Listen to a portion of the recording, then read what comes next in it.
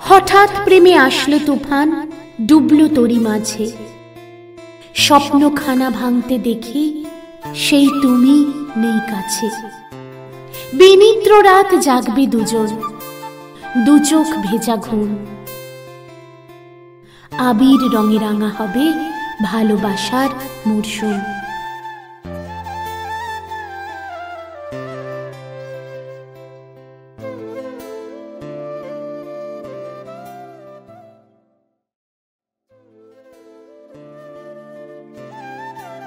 নমস্কার বন্ধুরা, কেমন লাগছে অভিমানী ভালোবাসা? ভালোবাসার মরশুমের নতুন ধারাবাহিক ভালোবাসার গল্প। আজকে অভিমানী ভালোবাসার দ্বিতীয় পর্ব।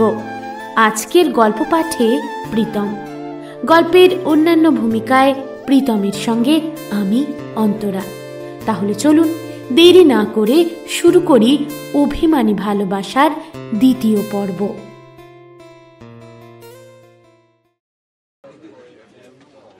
শিয়ালদা স্টেশনের এসি লাউঞ্জারে বসে এক বোল কর্ন চিকেন স্যুপ আর দুটো টোস্ট অর্ডার করল রাই। আর কিছুক্ষণের মধ্যেই অ্যানাউন্সমেন্ট হবে দার্জিলিং মেলের, তাই ট্রেনে ওঠার আগে ডিনারটা সেরে ফেলতে হবে। রাই একা হলেও সাথে তিনখানা লাগেজ রয়েছে। একটা বড় লাল রঙের সফট ট্রলি ব্যাগ, তার সাথে একটা ব্রাউন লেদারের হ্যান্ডব্যাগ আর একটা প্যাস্টেল ভায়োলেট রঙের সাইড ব্যাগ। আসলে একটু লম্বা ছুটি কাটাতে চলল রাই। ইনফ্যাক্ট বলা ভালো, একটা অনির্দিষ্টকালের জন্য ছুটি কাটাতে চলল ও। কারণ ফেরার টিকিট এখনো কাটেইনি। ইচ্ছে আছে অন্তত 12-14 দিন তো স্টে করবেই, বিভিন্ন হোমস্টে আর বিভিন্ন ট্যুরিস্ট ডেস্টিনেশনে। আসলে জীবন থেকে অনেকটা বড় ব্রেক দরকার, তাই এই লম্বা সোলো ট্রিপটা প্ল্যান করেছে রাই। রাই গাঙ্গুলি বিয়ের পর অবশ্য পাসপোর্ট থেকে শুরু করে সমস্ত অফিসিয়াল ডকুমেন্টে হাজব্যান্ডের টাইটেলটা নিতে বাধ্য হয়েছিল ও। পরিচয় দেওয়ার সময় তাই নিজের হাজব্যান্ডের সারনেমটা খুব একটা ইউজ করে না। সবার কাছে রাই চৌধুরী বলতেই বেশি স্বাচ্ছন্দ্য বোধ করে।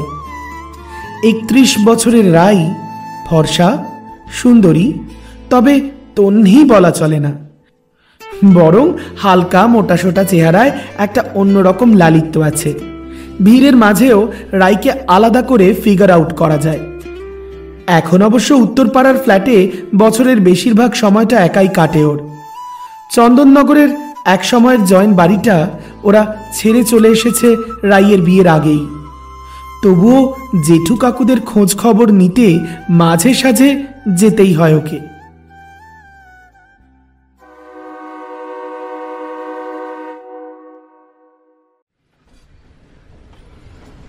এক্সকিউজ মি, আমার লাগেজটা কাইন্ডলি একটু বাংকারে তুলে দেবেন। আসলে ভীষণ ভারী, তাই আর কি। হ্যাঁ হ্যাঁ, নিশ্চয়ই দিন। অসংখ্য ধন্যবাদ আপনাকে। দার্জিলিং মেলে উঠে এসি 2 টায়ারে নিজের বরাদ্দ সিটের ঠিক মাথার উপরে নিজের লাগেজটা তুলে রাখার জন্য রিকোয়েস্ট করল একজন কো প্যাসেঞ্জারকে। তারপরেই ভায়োলেট সাইড ব্যাগটা থেকে বের করল নিজের ম্যাকবুকটা।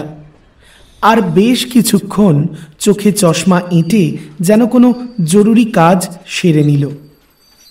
রাই পেশাগতভাবে একজন ফ্রিল্যান্স অ্যানিমেটার, তাই রিমোট এরিয়া থেকে কাজ করতেও ওর কোনো অসুবিধে নেই।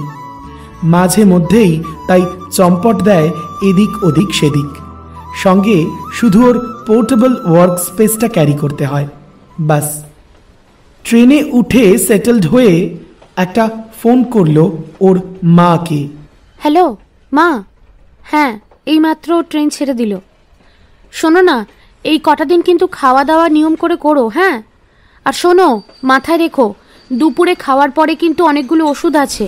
আমি সব কিছু পাপিয়াকে বুঝিয়ে এসেছি, ও তোমাকে সবটা সময় সময় দিয়ে দেবে, বুঝলে? আর শোনো, আমাকে ফোনে না পেলে একদম টেনশন করবে না। আমি কিন্তু রিমোট এরিয়াতে থাকবো, ফোনে পাবে কিনা ঠিক নেই। আমি নিজেই ঠিকঠাক সময় কমিউনিকেট করব। আর শোনো, ডক্টর আঙ্কেলকে বলা আছে চেক আপটা করিয়ে নিও। আমি আঙ্কেলকে ফোন করে সমস্ত রিপোর্ট নিয়ে নেব, বুঝলে? সাবধানে থাকবে কিন্তু। ও প্রান্তের ক্ষীণ গলায় উত্তর এলো, আরে হ্যাঁ হ্যাঁ, সব শুনেছি। এবার তো একটু থিতু হতে পারিস মা। নিজেকে থিতু হতে গেলে বোধহয় একটা ফাঁকা পাত্রের প্রয়োজন, যার চারপাশে রেজোনেন্সের গমগমে আওয়াজ ছাড়া আর কিচ্ছু থাকবে না। কিন্তু সে কথা কখনোই মাকে বোঝানো সম্ভব নয়। আচ্ছা শোনো, সাবধানে থাকবে, খুব ট্রেনের আওয়াজ হচ্ছে, আমি কিছু শুনতে পাচ্ছি না, রাখছি।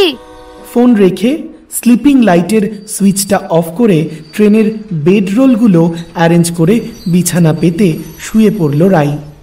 আর সত্যি বলতে কি, ট্রেনের দুলুনিতে ওর ছোট থেকেই বড্ড ঘুম পায়।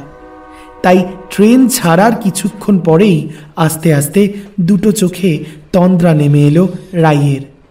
যখন ঘুম ভাঙল রাইয়ের, তখন ট্রেন এনজেপি থেকে আর মাত্র কয়েক কিলোমিটার দূরে। সহযাত্রীদের তৎপরতা চোখে পড়ার মতো। চাওয়ালা থেকে বিভিন্ন হকাররা এদিক ওদিক যাতায়াত করছেন। আসলে গত দুদিন ধরে যে পরিমাণ ধকল গেছে, তাতে ট্রেনের দুলুনির চোটে ঘুমটা একটু বেশিই গভীর হয়েছে। চটপট উঠে অগোছালো চুলটা কোনোভাবে দুহাতের আঙুলগুলোর সাহায্যে বাগে আনলো। তারপর সিটের উপরে পড়ে থাকা ক্লাচারটা আটকে নিয়ে হ্যান্ডব্যাগের মধ্যে ফোন, চার্জার আর হেডফোনটা গুছিয়ে নিল চটপট। পাশে বসে থাকা প্যাসেঞ্জারকে রিকোয়েস্ট করলো, দাদা কাইন্ডলি বাংকার থেকে আমার একটু ট্রলি ব্যাগটা পেরে দেবেন? হ্যাঁ হ্যাঁ হ্যাঁ, নিশ্চয়ই নিশ্চয়ই, দাঁড়ান, এই তো। সহযাত্রী ট্রলি ব্যাগটা পেরে সামনে রাখলো আর জিজ্ঞেস করলো, তা আপনি একাই চললেন? কত দূর যাবেন? হ্যাঁ, আসলে একটা সোলো ট্রিপে যাচ্ছি, যাব কার্শিয়াং। ও আচ্ছা আচ্ছা, কার্শিয়াং চললেন। আমরাও কার্শিয়াংয়েই যাচ্ছি ফ্যামিলি নিয়ে। তা থাকবেন কোথায় ওখানে? আসলে আমি কার্শিয়াং থেকে আরেকটু ভিতরে, মানে ওই অহলদারার কাছে যে স্যালামেন্টার লেকটা আছে, ওখানেই একটা হোমস্টে বুক করেছি। ওখানেই প্রথম গন্তব্য আমার। বাহ বাহ, খুব ভালো খুব ভালো। Have a safe journey. এই চলুন চলুন, ওই ওই ওই বোধহয় স্টেশন ঢুকছে।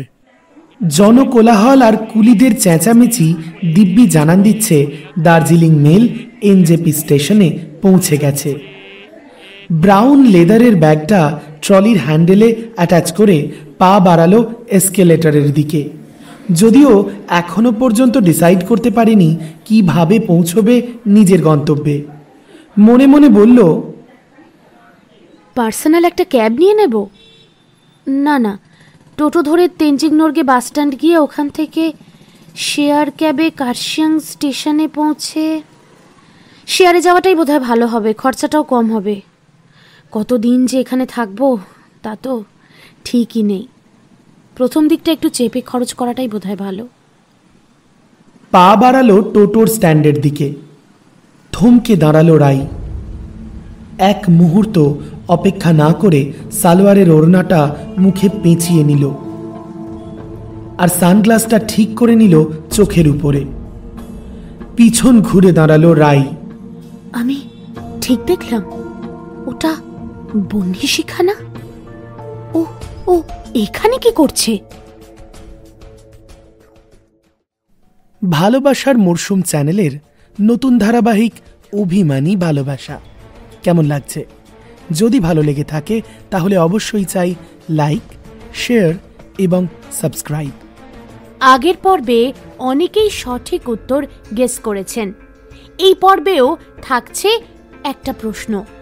আচ্ছা বলুন তো, স্টেশনে বন্যী শিখাকে দেখে রাই চমকে উঠল কেন? কি সম্পর্ক রাই আর বন্যী শিখার? মনে আছে তো? সঠিক উত্তরদাতাদের নাম ঘোষণা করা হবে ৬ষ্ঠতম পর্বে। তাই উত্তর গেস করতে থাকুন আর শুনতে থাকুন ভালোবাসার মরশুমের ধারাবাহিক গল্প অভিমানী ভালোবাসা।